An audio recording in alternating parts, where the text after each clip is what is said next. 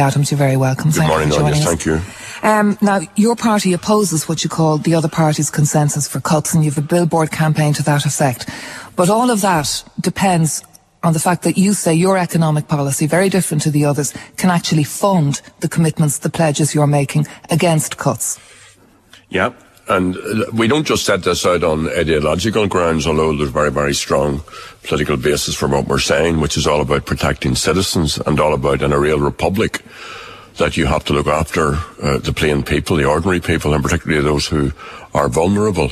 But it just makes good economics. We cannot afford this huge debt.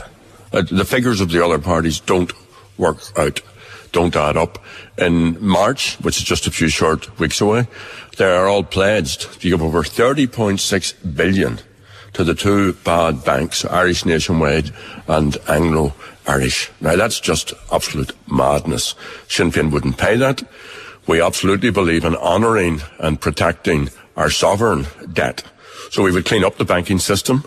We would separate the private bankers' debt from the sovereign debt. We would cut the deficit over 6 years, but particularly we would bring in job creation, job retention policies. It's one thing to say that, it's another thing to do that. Micheál Martin said yesterday you're bluffing the electorate, that it's lunacy to suggest you can kick the IMF out of town because that's where the money is coming from at the moment to pay our public servants and to keep our banks open. Well, for Micheál Martin to accuse anyone of lunacy, given that he has been at the heart of government for the last 14 years and the very government which created this mess, I think justifies any sensible analysis. Look, if you look at what we are proposing, if you look at what the other parties are proposing, if their policies are given the same forensic examination that ours have been given, quite rightly, I mean, we don't shy away from that. For example, they won't even contemplate a reduction in TDs' salaries or ministerial salaries. They won't even contemplate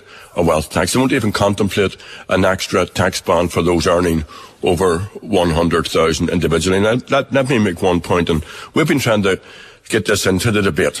The social and human costs of these so-called austerity budgets. If you have a choice between taking money out of people on blind pensions, carers, the most vulnerable, and even people who would never have seen themselves as economically vulnerable, people who may have put a few euros aside over the years, a few bob aside over the years so that when their retirement they can look after themselves.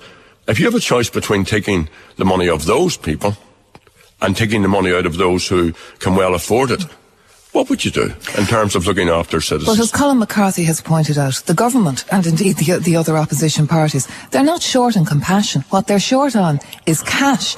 Now, you've made a lot of promises about, what cuts you'd be reversing and investments you'd be making and how you could do without the IMF bailout. There's only 4.7 billion left in the pension reserve fund. There's not that much more in liquid cash left in the country, according to many estimates. How would you even be able to last the year going it alone without massive cuts and massive tax hikes on those figures? First of all, there is 15 billion left in the National Pension Reserve Fund, and that's just from last week from the Department of Finance. A lot of that money is promised, but it hasn't been paid yet. Including for things like treasury bonds, which you say you won't renege on. Well, secondly, there is around the same amount, 15 billion, in the Exchequer fund. So what Sinn Féin would do is, and this is where we're different from all of the other parties, we would get people back to work. And we have put forward costed propositions, so we would draw. But you could only do that if the banks were working.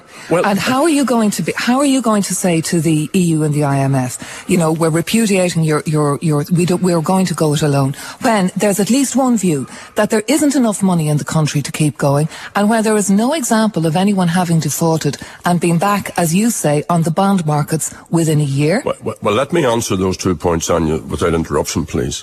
First of all, we would clean up the banking system. We would amalgamate.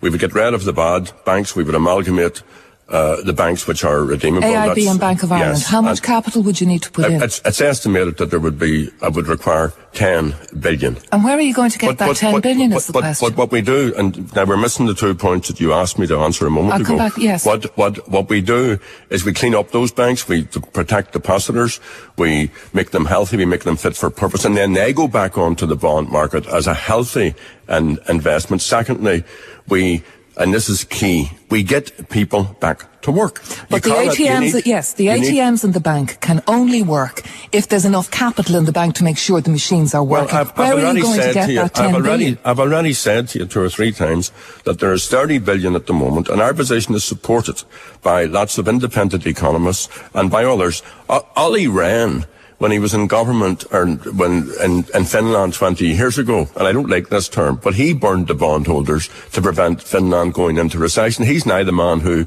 is lecturing us about what we should do. And you're saying, what's wrong here, Anya, is this.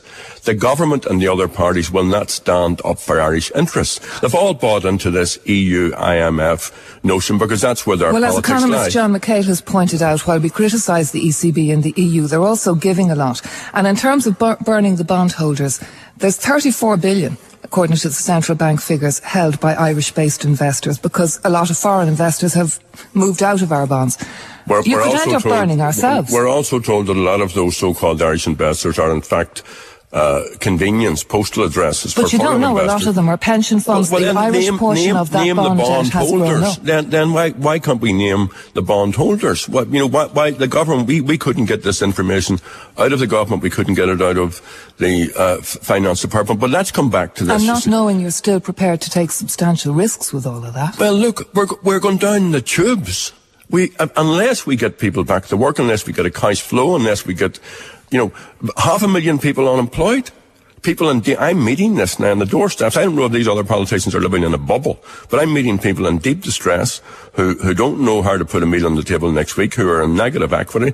I'm meeting people who are trying to rear children, who don't know how they're going to get food on the table. I'm meeting people whose children have emigrated, and by the time this election's over, almost another 1,000 will have done that. So look, there are hard choices. Politics is always about hard choices. Well, it's always about choices. We would take choices which are about Irish interests. We need to stand up to the IMF. They will respect us more if we stand up to them. You tell me that the EC, that the central bank, European Central Bank, has a lot of money in Ireland, and it has.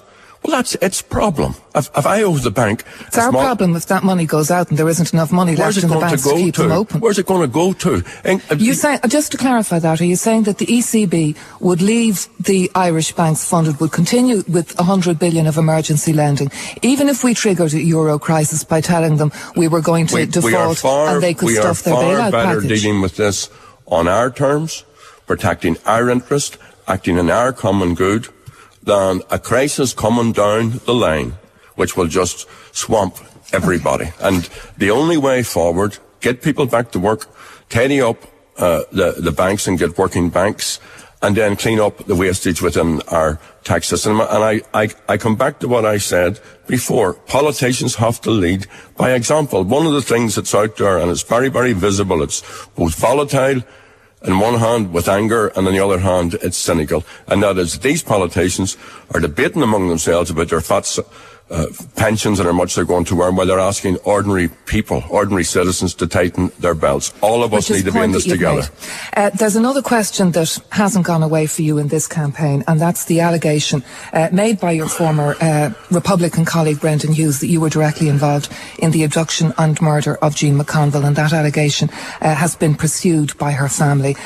You continue to deny it. It continues to dog you, and very many people, including the McConville family, simply don't believe you. Well, I respect the family, and Brendan Hughes was a friend of mine, but Brendan Hughes also accused the Sinn Féin leadership of selling out the Republican struggle, of being guilty of treachery, of betraying the IRA, including himself. So everything that Brendan's saying is to feed that agenda. So my respect for the family, and is also a respect for the Irish people.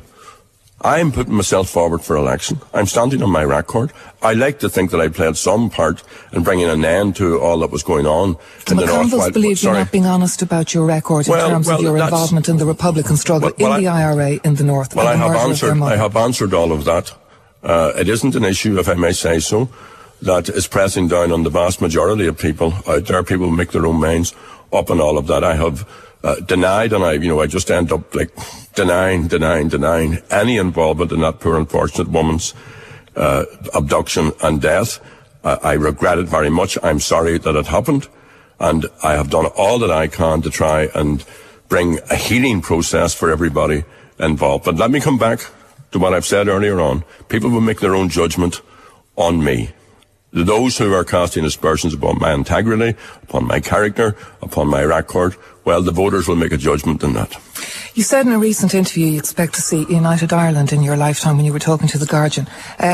Would being in government in 2016, would that come close to that feeling? I wouldn't be fazed by when we are in government. 2016 isn't an important date for your party? Well, 2016 is a hugely important date. I was just telling people the other day, as we approach 2016, that successive governments are still paying rent to absentee English landlords for Arbour Hill. So it is an ambition to be in government? No, hold on, Anya. I want to make this point because I think it shows the state that we're in.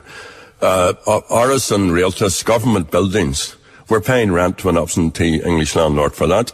The place where the men and women of 1916 are buried in Arbour Hill, we're paying ground rent to English landlords for that. I want to see the proclamation cherishing all the children of the nation equally. The ownership of Ireland belonging to the people who live here.